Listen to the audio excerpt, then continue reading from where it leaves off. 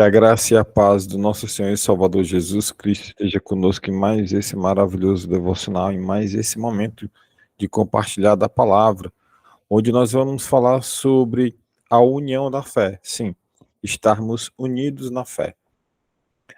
Por algum momento na sua vida, na sua jornada de fé, você já se perguntou por que a jornada de fé frequentemente ela é descrita como uma caminhada compartilhada. Ela nunca é descrita como uma caminhada sozinha, mas sempre a palavra de Deus nos ensina que essa caminhada de fé, ela é compartilhada. Você já parou para pensar por qual motivo? Como que a comunicação com o teu outro, com o teu próximo, com o teu irmão, como que essa comunicação pode fortalecer a sua fé, a nossa fé? Como que nós podemos buscar uma unidade e experimentar o poder transformador de Deus? Você já parou para pensar também como que essa unidade ela pode nos proporcionar essa transformação? Eu vou tentar ser mais claro na pergunta. Como que nós podemos praticar o amor uns para com os outros de forma prática se nós caminharmos sozinhos? Eu tenho como praticar o amor com o meu próximo se eu estiver sozinho? Eu tenho como colocar em prática o amor que Cristo nos ensinou se eu não congregar, se eu não estiver caminhando juntamente com o meu outro irmão? Eu tenho como praticar o amor sozinho, andando sozinho? O que nós podemos aprender com as palavras registradas na Bíblia sobre a importância de nós estarmos juntos, não só no momento do culto na igreja, mas no convívio com os outros irmãos em unidade? Se você puder, curva sua cabeça, vamos orar e pedir para que o próprio Espírito Santo ele nos trate, ele nos conduza durante todo esse momento. Amém? Bendito Deus, amado Pai, graças te damos por esse momento de unidade. Ai, Jesus, graças te damos, Pai, porque até que o Senhor tem nos ajudado. E nós não merecemos a tua presença, nem que o Senhor cuide de nós, do jeito que o Senhor cuida tanto, por tanto amor que o Senhor tem para conosco. Obrigado, Pai, por esse amor que nos constrange, um amor que nós não temos como mensurar, como calcular, como estimarmos o tamanho. Pai, nos enche, nos protege, livra do mal, Senhor, do laço do passarinheiro, Pai. Cuide de nós. Trata, Pai, conosco a cada minuto das nossas vidas. Nos guia, Pai, pelas tuas veredas de justiça. Em nome do teu Filho Jesus, é o que nós oramos e te agradecemos. Pai, te pedimos para que o Senhor trate conosco cada questionamento desse que nós colocamos aqui nesse momento. Que nós podemos andar sempre em unidade com os nossos irmãos. É o que nós te agradecemos, Pai. E nós te pedimos. Em nome de Jesus. Amém. Se você puder abrir a sua Bíblia, você vai abrir nesse momento em Romanos, no capítulo 12, no versículo 10. Esse é o nosso versículo-chave de hoje. Quem vai fazer a leitura desse versículo-chave é a minha tia Jane. Então, tia Jane, a senhora pode, por favor, ligar seu microfone e fazer a leitura para nós, de Romanos 12, 10. Amém. A palavra do Senhor nos fala assim: amai-vos cordialmente uns aos outros com amor fraternal, preferindo-vos em honra uns aos outros. Amém. Amém. Glória a Deus. O nosso caminho de fé, ela é uma jornada que nós não devemos percorrer sozinhos. Desde os primeiros dias da igreja primitiva até os dias de hoje, os conselhos sábios, eles são registrados na Bíblia. toda orientação sábia e toda orientação que nós precisamos estão nas Sagradas Escrituras. E a orientação é clara. A importância de estarmos juntos, ela é profunda e significativa. Nós não somos seres que fomos criados para vivermos sozinhos. No devocional de hoje, nós vamos entender um pouco mais sobre unidade, sobre vivermos juntos e sobre honrar uns aos outros, assim como está escrito aí em Romanos 12:10. Então, eu separei aqui alguns pontos para que nós possamos analisar nas Sagradas Escrituras e, claro, para que nós possamos também ruminar um pouquinho, discernir um pouquinho sobre cada uma dessas passagens. A primeira leitura que nós vamos fazer a respeito dessa unidade na fé está descrita em Atos dos Apóstolos, no capítulo 2, no versículo 46 e 47. Se você tiver sua Bíblia, você abre aí para que nós possamos fazer a leitura. Pode ler para nós. Amém.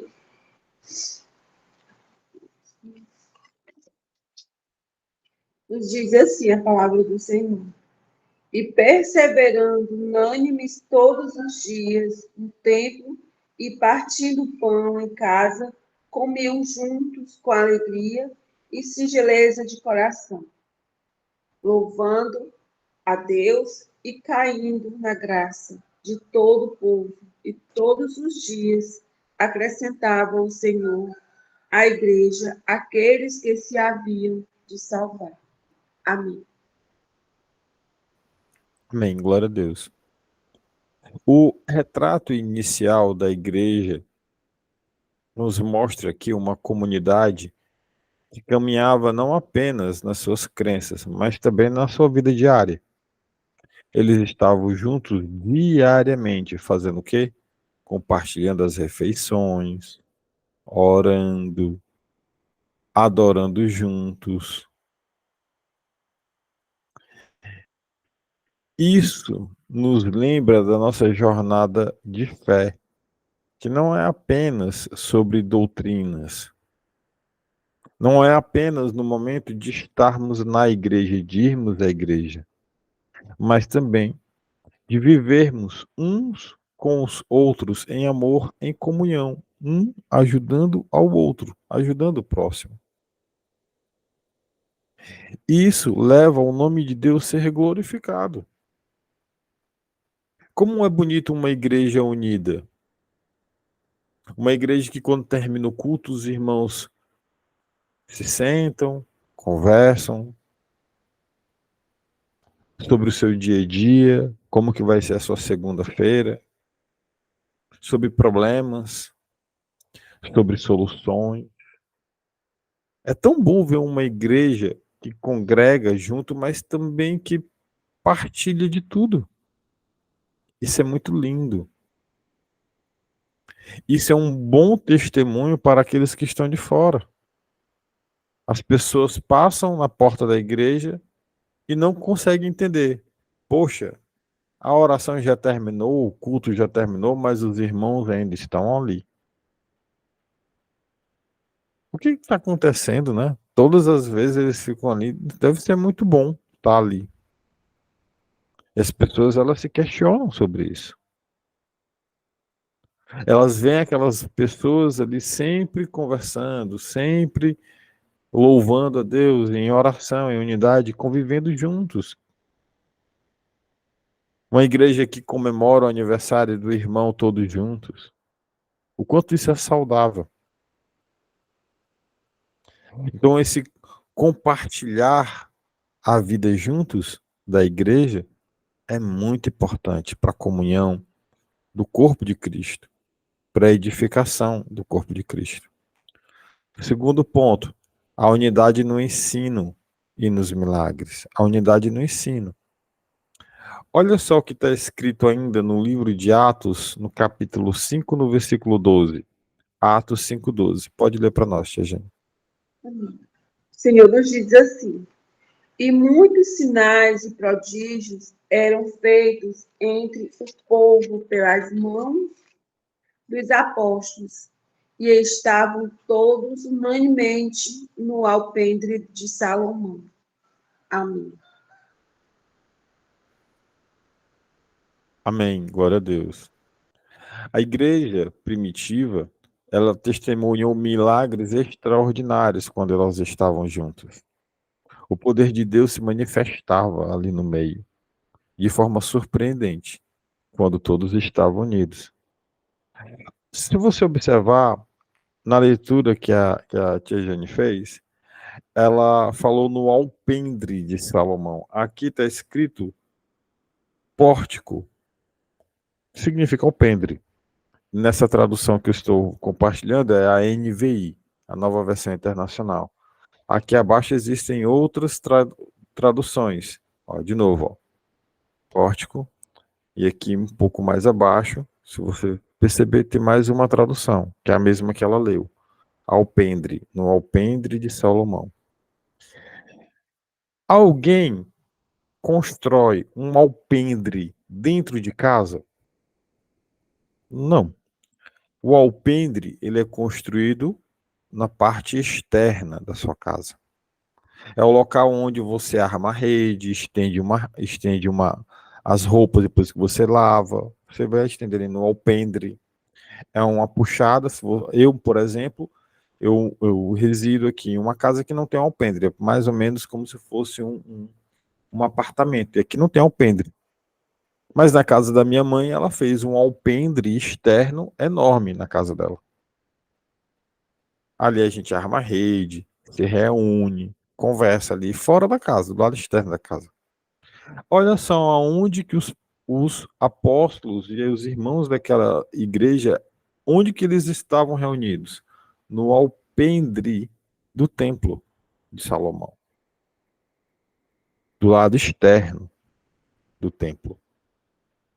E eles faziam o quê? Se no templo eles estavam cultuando, do lado externo do templo eles estavam fazendo o quê?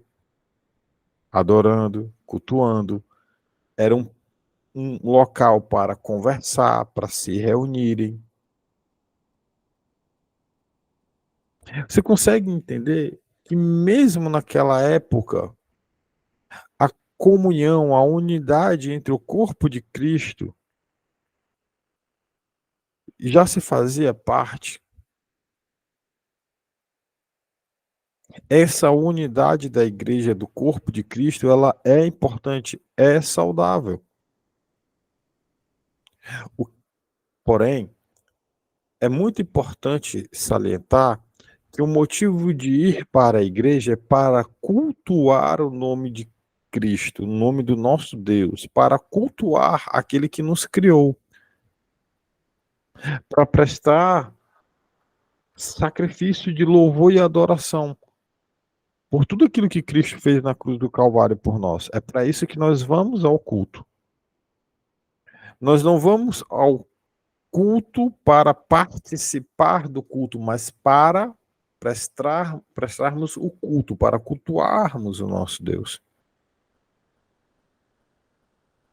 Eu vou fazer um culto, eu não vou participar do culto, é diferente. O maior motivo de eu ir à igreja do Senhor Jesus é de cultuá-lo, não é de estar ali para um momento social que acontece depois que o culto conclui. Muitos irmãos, infelizmente, acabam indo para a igreja e dão mais valor ao pós-culto do que literalmente a palavra. E às vezes termina o culto, o irmão sabe o que foi falado depois do culto, quando ele chega em casa, mas ele não sabe a palavra que foi pregada. Não lembra. Ele sabe que o aniversário do irmão que teve depois do culto foi o aniversário de 22 anos de idade do irmão. Conhece a data, o dia do aniversário, conhece o nome do irmão, onde ele mora, conhece quais foram os presentes que ele recebeu, qual o sabor do bolo que tinha, o que foi servido. Aí você pergunta, O que foi a palavra que foi pregada? Ah, mas, vixe, esqueci. Então, muita atenção que o principal motivo que te leva a ir para a igreja não é a unidade do corpo. É claro que isso é muito importante. Por favor, não distorça o que eu estou falando aqui agora. O estar em convívio com o irmão é muito importante. Mas o principal motivo de você ir à igreja é para cultuar a Deus. Dar o seu culto racional. Esse é o principal motivo de ir à igreja. E quando você entende o sacrifício, quando você entende que você faz parte do corpo de Cristo, quando você entende que você é a igreja, você começa a compartilhar do pão, começa a compartilhar das refeições, começa a compartilhar daquilo com seus irmãos. Porque você entendeu o agir do Espírito Santo em você, você entendeu sobre aquilo que você produz hoje, o fruto do arrependimento, o fruto do Espírito. E aí, então, você vai começar a praticar coisas boas. É o fruto do Espírito, é o fruto do arrependimento.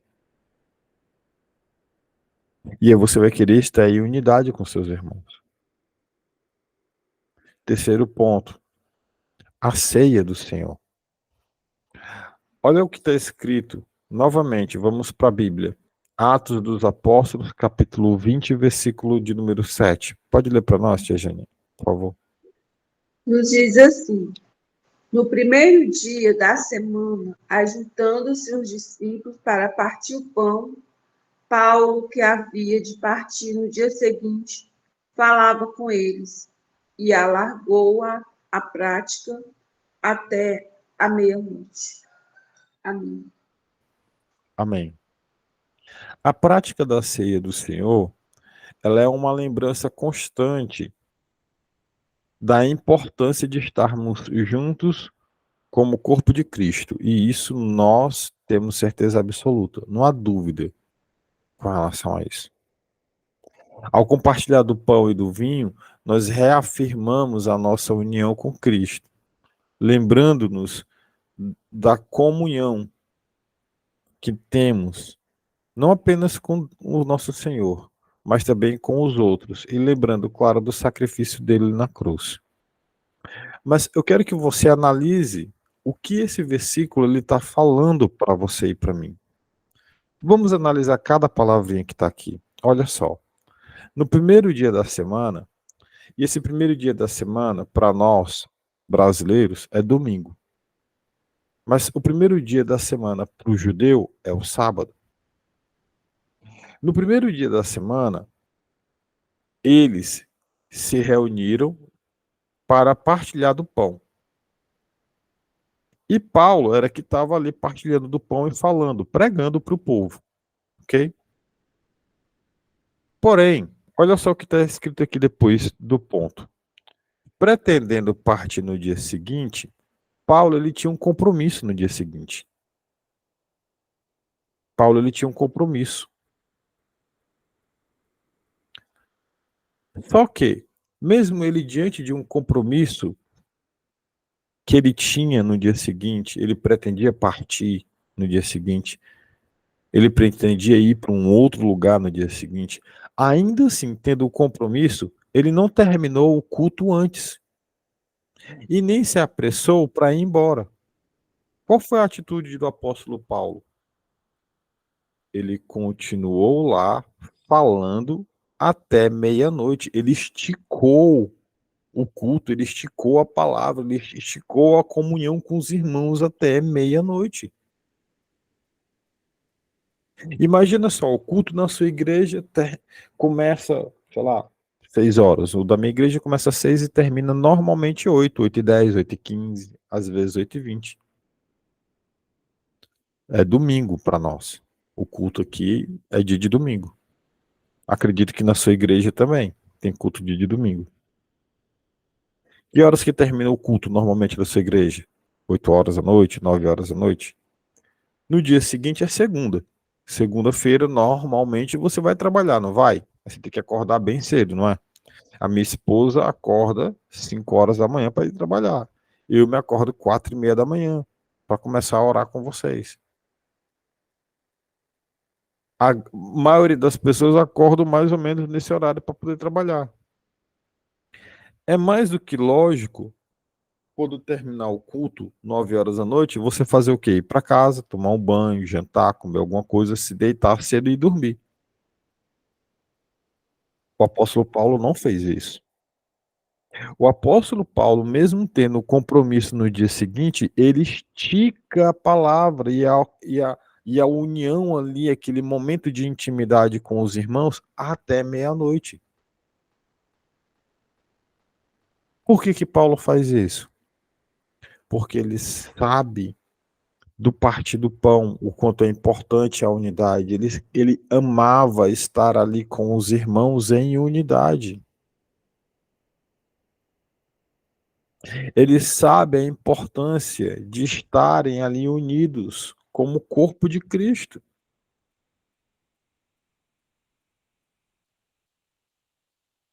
Depois, a gente consegue entender isso melhor sobre o valor da companhia de um para com os outros, quando nós lemos também Eclesiastes. Quem vai fazer a leitura de Eclesiastes capítulo 4, no versículo 9, é a minha mãe. Mãe, lê para nós, por favor, Eclesiastes capítulo 4, versículo 9. Pode ligar seu microfone, por favor. Bom dia, paz do Senhor a todos. A palavra do Senhor diz assim: é melhor ter companhia do que estar sozinho, porque maior é a recompensa do trabalho de duas pessoas. Amém, glória a Amém. Deus. Obrigado. A sabedoria aqui de Salomão, escrevendo essas palavras, é grandiosa, né? Claro, vinha do próprio Deus. Ele diz que é melhor ser dois do que ser um. A recompensa de quê? Do trabalho de duas pessoas. De duas pessoas. Lembre, a nossa jornada de fé, a companhia de um para com o outro, é um presente precioso de Deus para nós.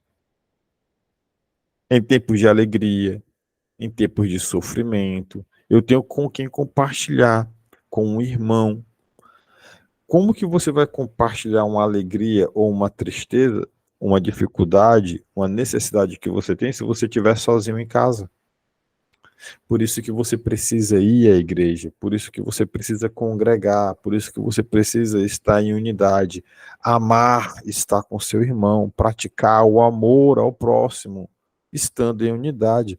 Não dá para praticar o amor ao próximo se você viver uma vida sozinho. Não tem como. Ah, Joyce, eu não vou para a igreja porque os irmãos são desunidos. Faça você então a diferença, seja luz e sal. Esteja você lá no meio para salgar os irmãos. Coloca uma pitadinha de sal no amor deles. Você ser amor e exemplo de amor para com o próximo.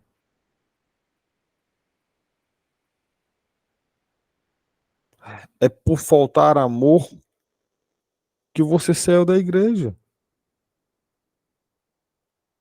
Porque se você é cheio do amor de Deus, o local que é para você estar é lá.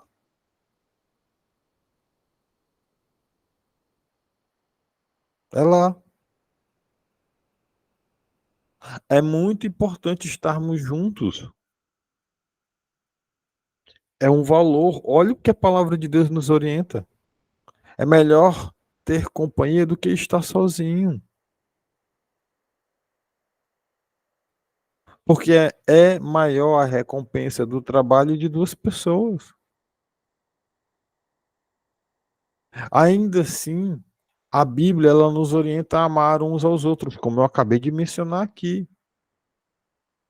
É uma orientação do início ao fim, amar o próximo. Vamos ler o que está escrito lá na Epístola de João, no finalzinho da Bíblia, antes de Apocalipse. 1 João, capítulo 4, versículo 11. Pode ligar o microfone para nós, mãe, e fazer a leitura, por favor. palavra de Deus diz assim: Amados, visto que Deus assim nos amou, nós também devemos amar uns aos outros. Amém. Amém. O nosso maior exemplo é Cristo.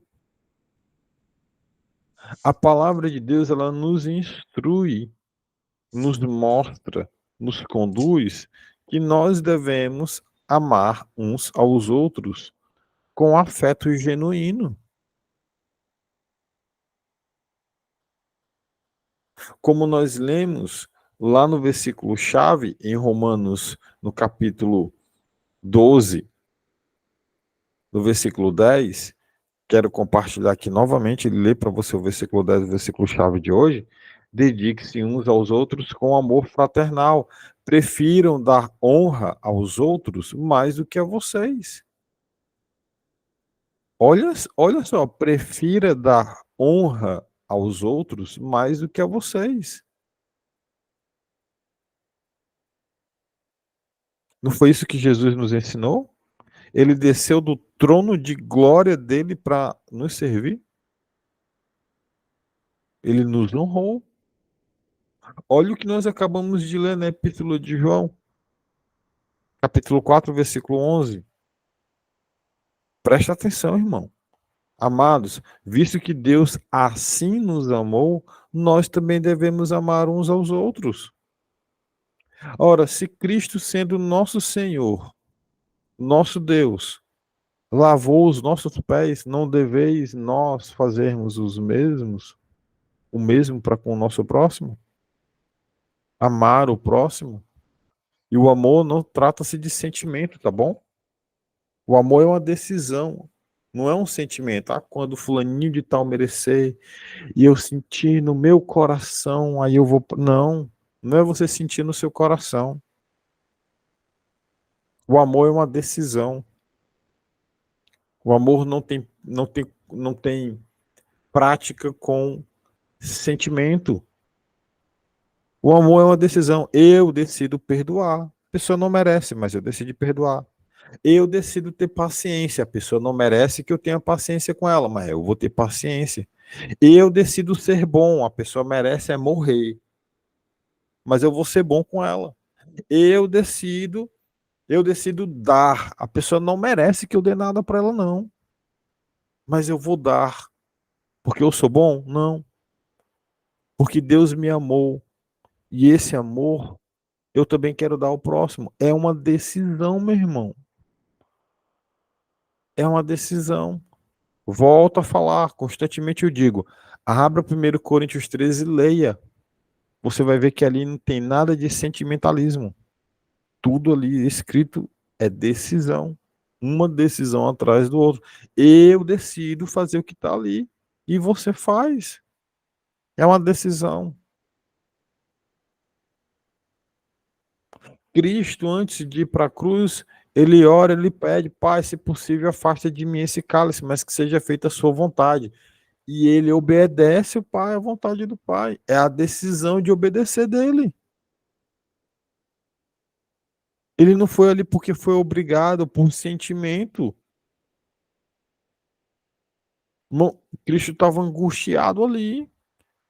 Chorou, chorou. Ele chorou. Ele suava sangue de tanta pressão que ele estava passando, irmão. Ele decidiu estar ali. Foi uma decisão deliberada. Foi porque ele quis. Não foi obrigado por ninguém. Pura e simplesmente amor. A orientação é que a gente pratique esse amor. Sexto ponto.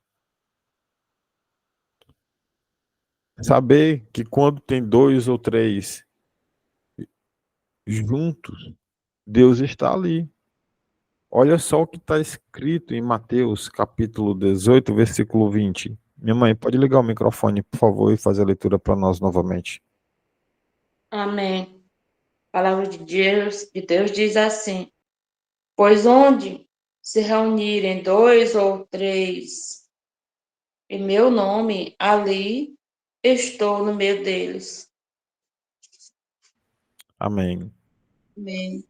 Jesus, aqui ele nos lembra que ele está presente quando estamos reunidos no nome dele. A comunhão não apenas fortalece a nossa ligação com os outros, mas também nos conecta à presença viva de Cristo no nosso meio. Você tem alguma dúvida que Deus ele está aqui conosco nesse momento? Eu não tenho nenhuma dúvida sobre isso, que Deus está no meio de nós nesse momento. É muito importante que nós estejamos sempre unidos. Muito importante. Sermos testemunhas de fé uns dos outros. Por fim, nós devemos caminhar na luz juntos. Olha só o que está escrito em 1 João, novamente. 1 João, capítulo 1, versículo 7. Pode ligar seu microfone, minha mãe, porque eu vou novamente ler para nós. Amém. A palavra de Deus diz: Amados, visto que Deus assim nos amou, nós também devemos amar uns aos outros.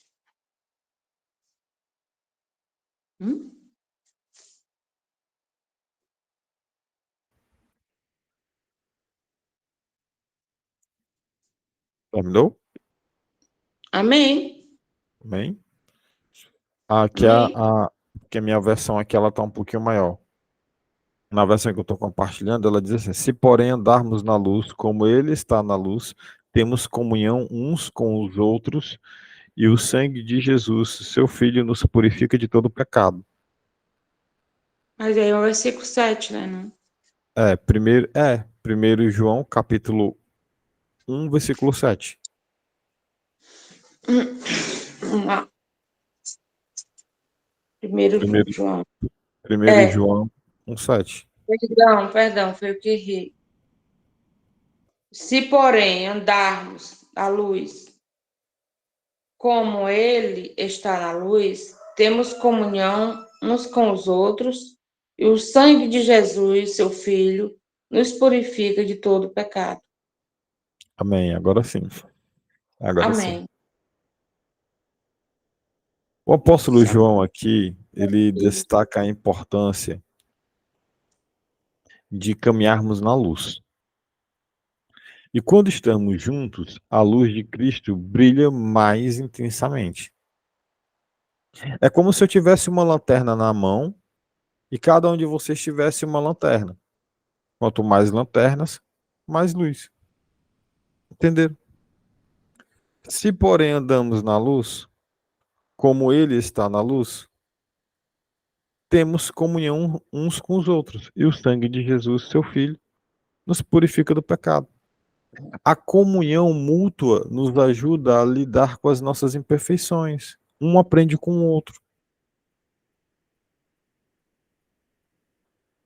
Enquanto a luz nos purifica. E então nós nos unimos na graça de Cristo. Entende, irmã, a importância de andarmos na luz? Um brilhando na vida do outro, um salgando a vida do outro. Entende isso? Então eu vou repetir os 7 pontos que nós lemos hoje, que nós aprendemos hoje. Primeiro, a compartilhar uma vida juntos. Segundo, termos a unidade no ensino e nos milagres, juntos. Compartilhar a vida, aprendermos juntos a palavra de Deus, compartilharmos a ceia do Senhor juntos. Entender que existe um valor nessa comunhão, que é o quarto ponto. Amar uns aos outros, porque eu não tenho como amar o meu próximo vivendo sozinho, que é o quinto ponto. Entender que na união, Cristo está presente, nosso Deus está presente. E o sétimo ponto, entendermos que se nós andamos na luz, a luz um do outro, vai nos trazer ainda mais comunhão com Cristo Jesus, nos purificando do pecado. Porque é o sangue dele que nos purifica do pecado. Nos proporciona sua graça através do seu sacrifício. E qual é a conclusão que nós podemos tomar disso tudo? Nós podemos pegar aqui a palavra do salmista, que está no Salmo 133, no versículo 1, que diz assim: como é bom e agradável quando os irmãos convivem juntos, né? Convivem em união, aliás. Como é bom e agradável quando os irmãos convivem em união. A união na fé não apenas é uma escolha sábia, mas uma vitória divina. À medida em que a gente considera todos esses versículos e todas essas passagens que nós lemos, nós somos lembrados que nós estamos em uma jornada de fé até a volta de Cristo Jesus. E essa jornada de fé é uma jornada em unidade. Não é uma jornada, não é uma viagem para trilharmos sozinhos. E que você e eu, nesse momento, possamos a cada dia valorizar a importância de estarmos juntos. Pois juntos nós somos mais fortes, nós somos mais do que vencedores, mais resilientes, mais atentos e mais capazes de manifestar o amor de Deus uns para com os outros e principalmente nessa terra que tanto falta amor, luz e sal. Se você puder, curva a sua cabeça. Vamos orar juntos. Bendito Deus, amado Pai. Graças te damos, Senhor, por esse momento de aprendizado da tua palavra. Obrigado por ter falado conosco tão maravilhosamente, Senhor. Obrigado, Paizinho, porque até aqui o Senhor tem nos ajudado. Nos guarda, Senhor, nos protege e ilumina. Cuida de nós no nosso dia a dia. No ensino da palavra, na comunhão. Trata conosco, Pai. Em nome de Jesus, nos guarda. Nos protege e nos ilumina, Senhor. É o que nós oramos e te agradecemos. Também te pedimos, Pai, para que o Senhor nos livre do homem mal, do laço do passarinheiro, que o Senhor nos guarde, nos proteja. Cuida de nós, Paizinho. Que seja feita a tua vontade nas nossas vidas. Em nome de Jesus. Em nome de Jesus, seja feita a tua vontade nas nossas vidas, Pai. Amém. Amém.